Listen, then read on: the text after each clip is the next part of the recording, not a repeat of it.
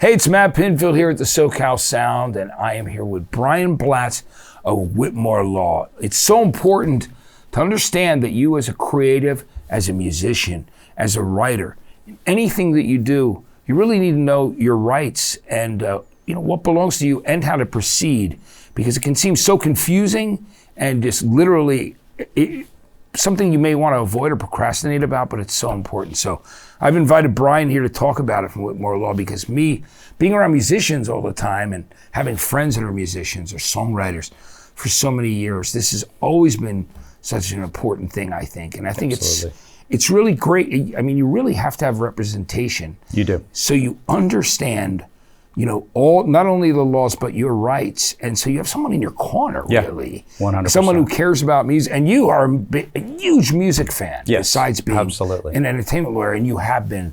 So you understand, you have that sensibility of the artist because of your absolute love of it and working with them for so many years. Absolutely.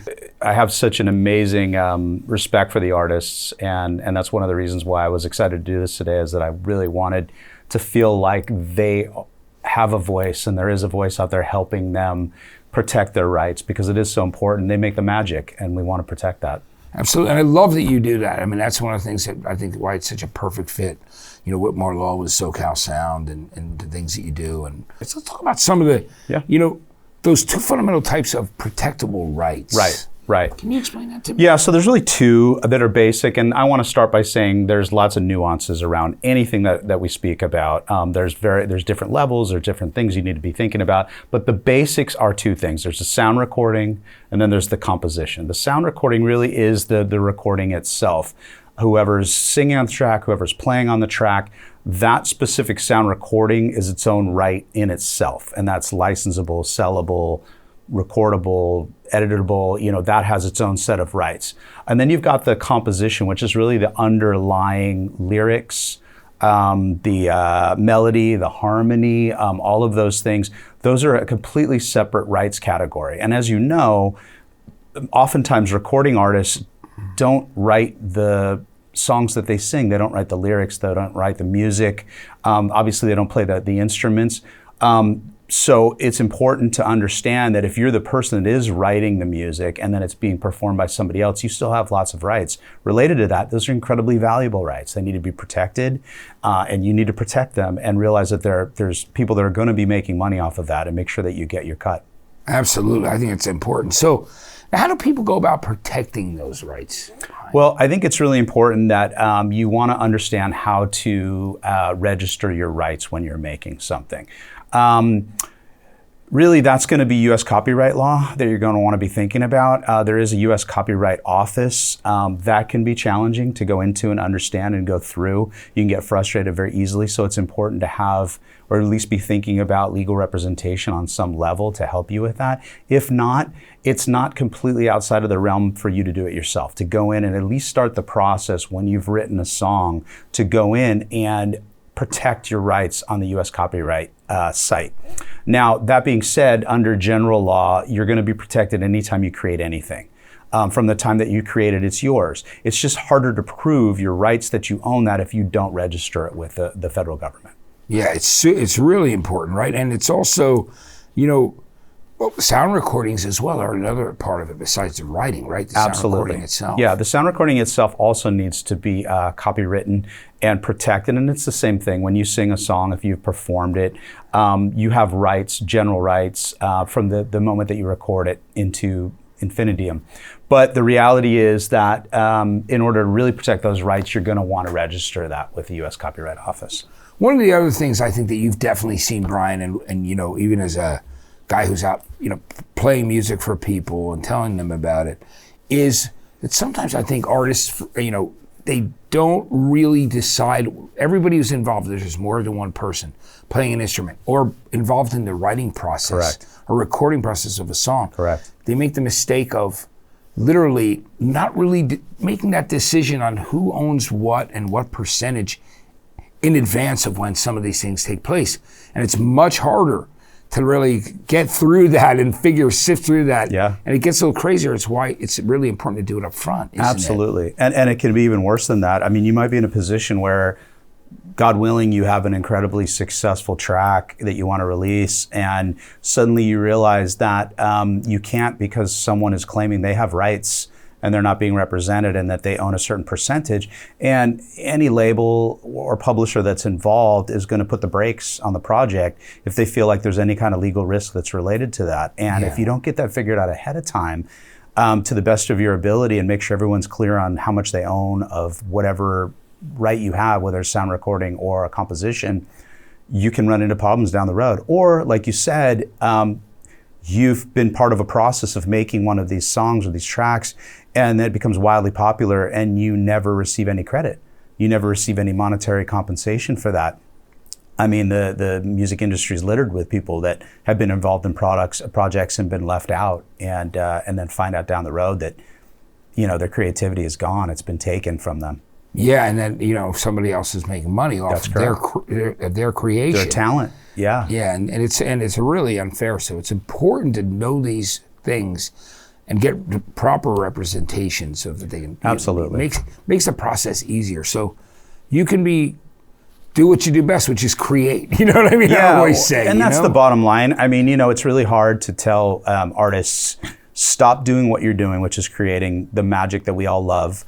And focus on legally protecting your rights, and spend time on the website, the U.S. Copyright Office, and figure out. I mean, they don't want to do it. We don't want them to do it. But the reality is, it has to be done. And whether they want to do it themselves or they want to bring in someone to help them do it, it needs to get done, because God forbid down the road you have success with this and you haven't protected it and you're exposed. Yeah, and music history is littered with those stories. Absolutely. It's unbelievable. Absolutely. Yeah. I mean, and that's kind of the message. I think the underlying message is that we want you to keep doing what you're good at, but we also want you protected so you get the benefit of your brilliance and the magic that you bring and the happiness that you bring into all of our lives. You should be compensated well for that. Absolutely. And it shouldn't just be other people that are being able to benefit from those things that you've done.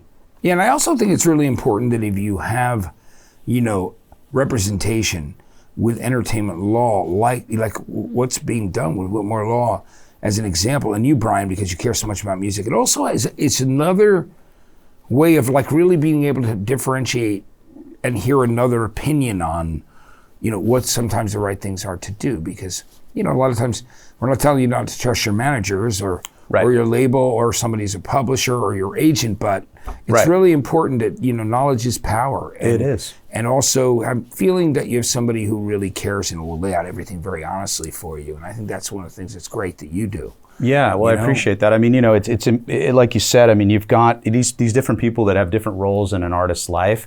They have those roles and they should be experts in those roles. That doesn't mean they're experts in other areas. So maybe they've heard something or they've read something about your rights. Doesn't mean they're experts at it. You really want somebody that just focuses on that one thing, particularly legal representation, because we're bound by our oath to being an attorney to represent you in the best way possible, and we're going to give you the best advice that's going to protect you. And not everybody that's involved with you in the creative process is going to be able to say the same. They have their different agendas, they have their different reasons for wanting to be involved, and you really got to be careful and watch out for yourself. You absolutely do. How does an artist monetize their music rights? Yeah, so there's a number of different ways to monetize. The one that a lot of people know about is basically reproduction. It's also called mechanical. So that's someone streams it, they download it, they buy a vinyl version of it. That's a specific type of right that you can monetize. And every time that is done, money exchanges hands and the artist should be getting a piece of that. Yeah. Particularly vinyl's been a big thing recently, as you know. Yeah. Vinyl can be very profitable. People pay more for vinyl than they do for a download, for example. And you've seen different bands, like say the Black Keys, will come out with a pink vinyl album, and it's a collector's item, and they make more money doing that, and that's why they do it, because as you know, with Spotify and everything, the profit margins for the artists are so tiny, and you have to have so many purchases of your individual music to make money. You've got to find other ways to do it, and reproduction is a way of doing that. Another way is sync rights. This is a great way to do it. There are actually sync specialists out there that will try to pitch your music for a movie or a commercial or a music video. You see it all the time. Everything we watch, any of the commercials you watch, that music came from somewhere. 9 times out of 10, it's not produced or composed directly for that commercial or for that television show. They have to license it from somebody. That's called sync rights. And there are people that do that specifically. And that's something to remember as an artist. Your music may be perfect. Now, that doesn't necessarily, you still have the right to decide whether you want to, maybe you don't agree with the car industry. So you're like, no, I don't want to license my music for you to use it in a commercial. You have that right. But if you decide you change your mind and you want to do it, there's a lot of money to be made by licensing your music for different projects. And it's nice you really need to understand that too, because there are specialists out there that will go and pitch your music on a regular basis, and it'll get you in front of other music for films, television, production, all kinds of different productions. Yeah, that's great. Public performance. You've got radio played at a venue. Every time that your music is played on the air, there's a way to make money when that's done. There's a licensing amount that you get that's charged that you should be getting a piece of, and that's something to keep in mind also. That's even if they play it in the background in a bar. Somebody uses it on YouTube in a video. You have rights that are related to that, and those should be paid for. Every time your music is used, you should be getting paid for. And public performance is one of those rights. Yeah, that's great. The last would be derivative works, and that would be like remixes or sampling. You've seen that a lot in the hip hop community. Back in the early days, the music companies were freaking out about sampling. They didn't know how to license it. How do I do this? What do we charge? It was a mess. And I have a very good friend that does this for a living, and she's called the Sampling Queen. And it's what she does. She helped set the precedent. She helped literally write the way the licensing is done these days, to allow different artists to sample different music and put it into their music. And it's done quite frequently. And that's another way that you can monetize your music, is allowing it to be sampled for different artists to create different tracks out of what you're doing, or remix it, or make a cover out of it, Yeah, and I mean, it's happening. It's a pretty common practice. Very common. Since the early days of hip hop too. Yeah. Right. Yeah. And everything else now, and pop music and stuff. For sure. Yeah. So when it comes down to it, one of the other things that's really great about what you do at Whitmore Law, Brian, and what you do especially is helping artists understand the difference between labels, publishers, and those PROs, the performing rights organizations, sure, which end up collecting the money. That's correct. For the artist, which is so important. Yes.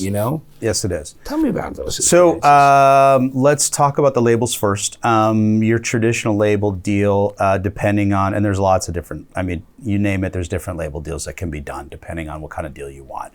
But fundamentally, a label deal, the label decides that they like what you're doing and they want to help promote you. And that's what this is all about. It's about promotion. Could you do it on your own as an artist? Sure. But how many venues can you play? How much can you tour? How much social media impact can you have? How many radio stations can you get on?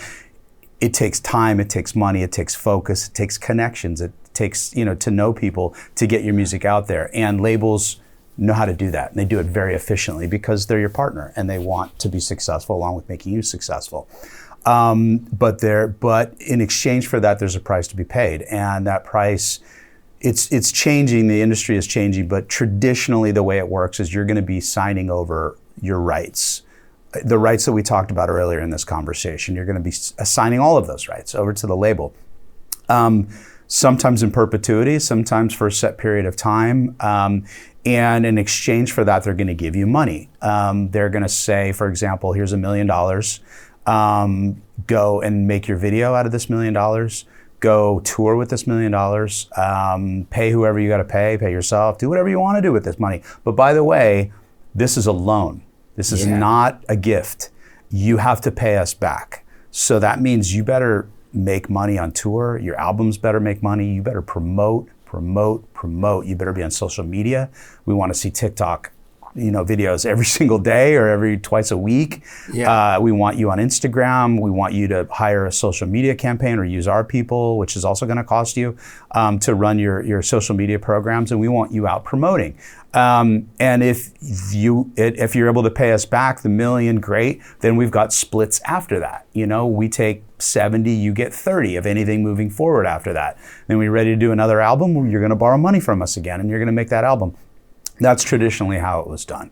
And it can be very difficult for artists because sometimes they'll lock you up for 3 albums. Yeah. And you don't you realize this isn't working for me. I'm not making any money and I'm killing myself. And they're not making you a priority. That's exactly right. They've got 100 other bands and maybe you're popular one minute and you're not as popular the next minute, and you can't get them on the phone to help you figure out, well, strategy-wise, what do I do? Or why can't I get on the station? Or why am I not the opening band for pick a bigger band? Yeah. Yes, it's difficult, and there's changes within these organizations. Someone in A&R that you met that really loves you might have moved on. That's happened so many times to artists. Whereas the person who's their champion there. That's exactly right. And they might have assembled a group of champions in the marketing department, in the A&R department, in the promotions. All of a sudden, there's a massive overhaul of layoffs, and there's changes, or they move to another label, or the label changes. And then suddenly your label that you're under contract with says, we're going to go in a different direction. It's like, excuse Meanwhile, me? you've recorded a record, it's a loan, so you owe them that money, That's right. and it ties up that That's recording. Right. Yeah. And a lot of times it puts an immense amount of pressure. It does. In your life. It just makes this very difficult. I have a friend who's a composer, and his friend, he was telling me about, has had to work like 3 jobs because he did sign with the label. He did take the money. The album wasn't as successful as everybody hoped it would be, and they came calling. And he owed them money, and they literally put him on a payment program, and he was paying them off like a student loan every month, and it was brutal. And he didn't have time to create anymore as an artist, which is to all of our detriment, because he had to work jobs to pay back the money that they loaned him to make the album. So and that's a terrible place for an artist and creative to be. Awful. And that's why it's so important to have representation, in my opinion. Absolutely. To make sure that, it's those things that are in fine print, and all those other, everything is really detailed out, and Absolutely. And someone who will actually spend time with you who cares. Yeah. That's what I love about what you do, Brian, because you actually care. You can really take somebody through that. And this is only the tip of the iceberg of what people can learn. That's why they should give you guys a call. Yeah. And I'll call you. I think it's great. Now, we talked about labels. Let's talk about publishers, too, because publishers, that's another part where it became a very important income stream. Yeah, absolutely. So publishers focus on the composition side of the industry. So you're a songwriter. You're going to have a publisher. Let's say that you write a song with 8 other people. All of them will have their own publishers that they've signed with. And these people, the publisher's job is to chase down when your music is used and all the different facets, all of the different rights that we've talked about, except for the sound recording side of it. And that's their job. They're not lending you money. They're not giving you money. They're not in marketing. They're not in promotion. They're simply there to chase down your money for you, because trust me, that's a very difficult thing to do. Yeah, very time consuming. Very time consuming. And again, it's another thing that just takes you away from the thing that you love the most, and that's being creative, being a performer. And it takes time to learn even how to do it. They have algorithms that will chase down when different songs are used around the globe. And then they reach out to these different organizations that have used the music, for a normal person to be able to figure out, A, how to do that, and then B, how to implement that, and then C, the time to chase it down. It's virtually impossible. So it's really important that you do have a publisher when you're in that realm, and also to remember that if you're a recording artist and you're not a writer, but you are in the writing process, and maybe you just add one word to a song, you're like, well, I don't like that. Let's tweak it. Can I say this? In the creative process, you're part of the composition. You should get compensated, even if it's 1%. Yeah. It needs to be recorded. You need to have representation, and every time that song is played, because how many songs have we all heard 1,000,000 times? Imagine getting 1% of the revenue from that song, that track, every time it's played. Yeah. That could be life-changing. You never know. So it's important to remember that as an artist also. So Brian, performance rights organizations are so important right now because it's, it's the way that people get paid for everything. Whether, like you said before, like syncs and how many times something is streamed, and because the pie is so small these days for artists, and people, a lot of them feel they're not getting paid what they're worth, and when they're touring, gas is more expensive, lodging is more expensive. It's a lot different than when you and I were checking out bands coming up and they were all in their van. Some people are still doing it, but it's very tough. So in order to make it worthwhile, it's really important that they have this organization who tracks so that they can get their royalties from this. So you want to explain to everybody what these performance rights organizations do? Yeah, so PROs, as we like to call them, and that's what we call them in the United States. In other parts of the world, they call them CMOs, collective management organizations. The PROs in the United States are really there to collect your royalties anytime that your music is used in a public forum. Whether it's on television, whether it's in a bar, whether it's publicly performed, whether a DJ uses it in their performance in a club.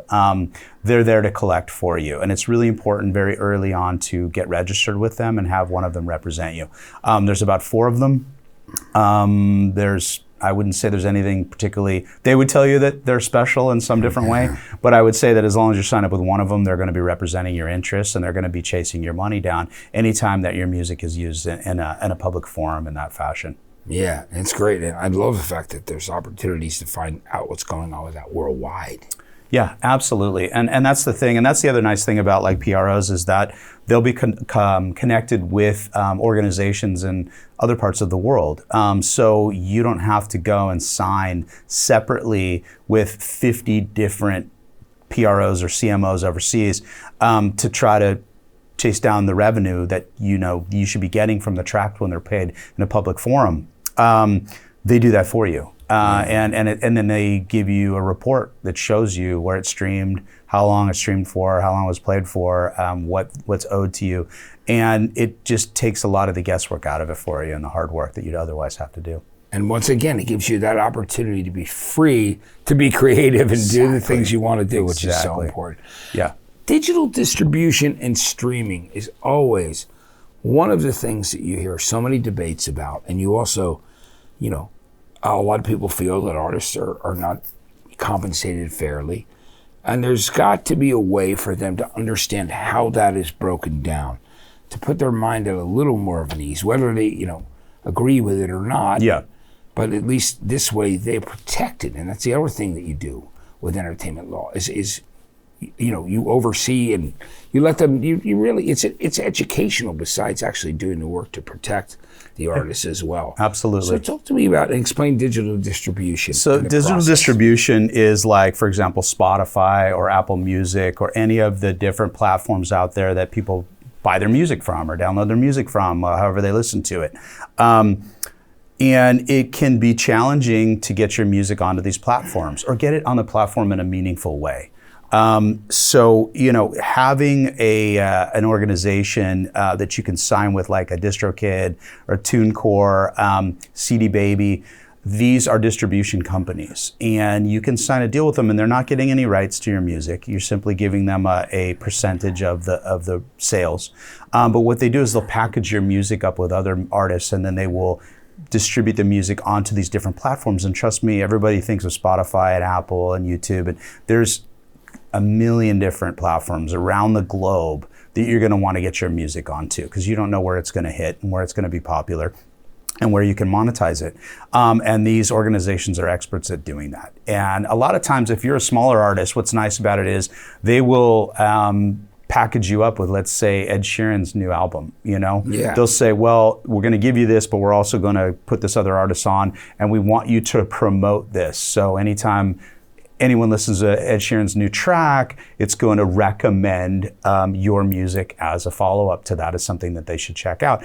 Incredibly powerful. It puts you closer to breaking out as an artist, which is what you want. I mean, with millions of songs being downloaded daily to Spotify, how do you break out as an artist? It's very Yeah. difficult to do it on your own. It's very incredibly difficult. And this is a way to kind of get ahead in the digital distribution and streaming world. Yeah, and it's important to know that. It's amazing, you know?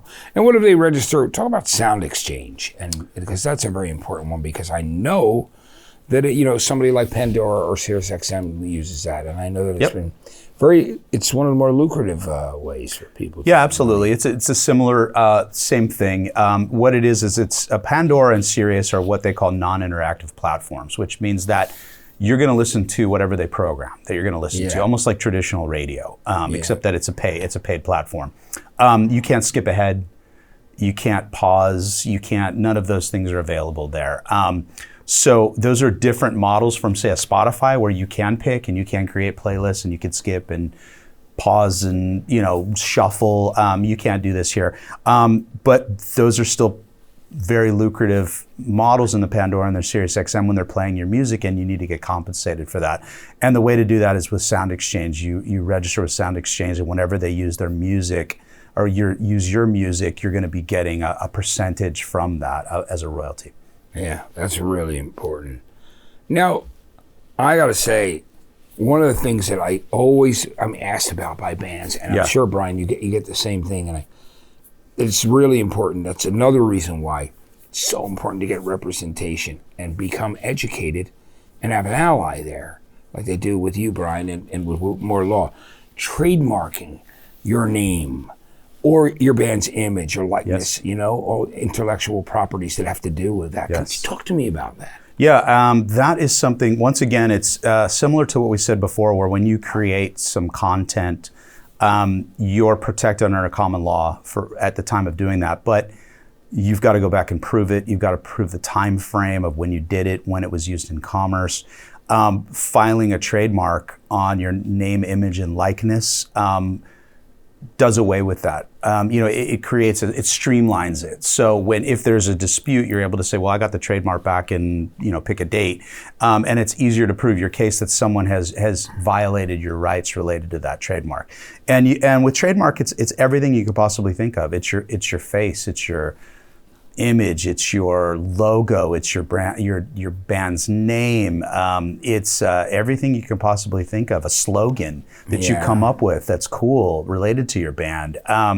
The color scheme of your logo or of your band. All of those things, a concert poster, all of that is protectable, and you should be protecting it. And it also, it also goes down to marketing. You want to be able to use the things that you've created, your name, image, and likeness, and get paid for that, and not let anybody else use it. I mean, some other organization or individual shouldn't be able to take your name, image, and likeness to promote whatever product that they want to promote. Imagine that Apple just takes, pick a band and says, hey, this band loves Apple.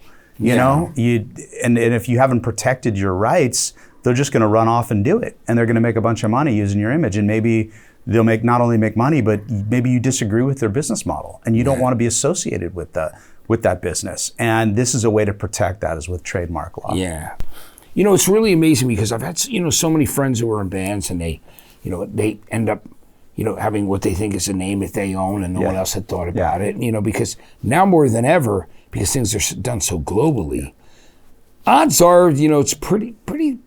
It might be at least 2 or 3 of the bands of the same name, and sometimes 10. You will see that, on a streaming platform like Spotify or Apple, and you're like, how many bands with that name? Yeah. Might be from all different territories.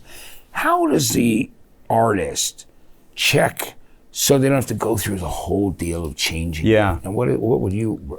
I mean, I've run into this recently. The place that I always start with is social media. I mean, start there. Go in and do a search on the name. See if go on GoDaddy and see if the handle of the website is available. How are you going to promote your band if you can't even get the name for a website? Good luck.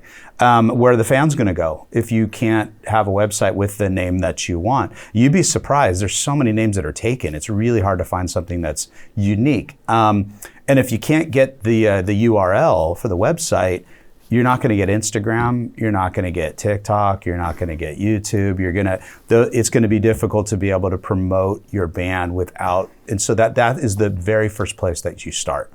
Now, the second backup to that is going on the USPTO site, which is a Patent and Trademark Office website, and then you type in the name. It's a real easy searchable website, and go in, and it'll give you a list of all of the different. Chances are that name's probably been used, but it may have been used for farming products or some Korean barbecue place, or some, something along those lines, some technology out of Germany. So in those cases, normally you're still going to get the name, or the logo or the image, because it's not going to create confusion to the general public, to the consumer. And then you're going to want to register it as quickly as possible. That is also a process. It can be done individually. I don't always recommend it, but you can go in and follow the process and file it for yourself. But I would definitely be thinking about the social media first, because there's no point in getting the trademark if you can't get all of the social media handles. It's not going to help you. Yeah. They're already out in the commerce stream. Yeah. And then you're kind of flapping the wind, like, you know what I mean? You're just like, there's... Yeah, and you put all this time and energy into trying to create an image and a brand and a logo just to realize that we can't do it. I mean, we saw that with Lady Antebellum. Yeah. They ran into somebody that also used that name, and then they had to change their name. So that was Lady part of A, right? Yeah. I mean, you run into situations like that where someone's already using the name, and they may have used it before you. And look, you may be 100 times bigger than them as a band, but it doesn't matter. They used it before you, and they have certain rights, and they can try to block you from using it. So it makes a lot more sense to try to do that research ahead of time and get that done. Yeah, very important to do that. I've noticed it saves people a lot of headaches. Yeah. Yeah. I think that's one of the great things here, I got to say, Brian. It was just to spend time with you. And this is the tip of the iceberg, but I think what's really important about Whitmore Law and why it's just like, I recommend it to anybody, and you, Brian, because you have a great way of explaining and communicating, and you care. And I think it's so important. I mean, I got to be honest with you. I mean, I know that there are so many bands I've known throughout the years that I think if they had decided to get representation outside of just the very first person that, their friend, they decide to work with them, or the first person that shows interest in their music. Because, people don't know. They're young, they're creative, and they're just trying to... But it's so important to have the foresight when you can, and know that it is not only obtainable, it's not totally unaffordable. It's something that's going to save you money in the long run, be very important to your future. Because, man, it's just those lost opportunities that I've seen bands have where they lose the right to their music or their recording, or they have no say on how it's used. That's correct. Those things are all really important today, because things are moving so fast. There's so much information out there. Yeah. And and I think to add to that, I think that as a band, you got to understand that you're also a business. Yeah. And you need to make investments in your business, just like any business makes an investment in its business. And protecting your rights as a business is one of the very first things you should be thinking about doing as a business.